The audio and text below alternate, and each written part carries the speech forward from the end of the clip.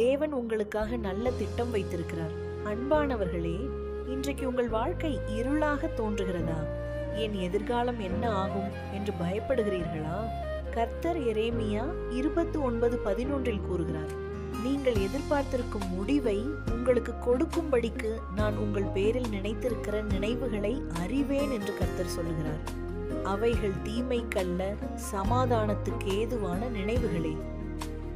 யோசேப்பு பல ஆண்டுகள் கஷ்டங்களை சந்தித்தார். ஆனால் தேவன் அவரை கைவிடவில்லை. சரியான நேரத்தில் அவரை உயர்த்தி அநேகருக்கு ஆசீர்வாதமாக மாற்றினார். அதேபோல் இன்று உங்கள் வாழ்க்கையில் தாமதம் இருந்தாலும் தேவன் உங்களை மறந்து விடவில்லை. அவர் உங்களுக்காக வைத்திருக்கும் திட்டம் நல்லது. அவர் செய்கிற ஒவ்வொரு காரியமும் சரியான நேரத்தில் நிறைவேறும். ஆகையால் பயப்படாதீர்கள், தேவனை நம்புங்கள். உங்கள் எதிர்காலம் அவருடைய கரங்களில் பாதுகாப்பாக இருக்கிறது. கர்த்தர் உங்களை ஆசீர்வதிப்பாராக. ஜெபம் செய்வோம்.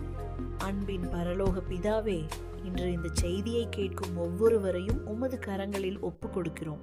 கர்த்தாவே, எரேமியா 29:11 நீர் வாக்குத்தத்தம் செய்தபடி அவர்களுக்காக நீர் வைத்திருக்கும் நல்ல திட்டம் நிறைவேறும்படி கிருபை செய்யும்.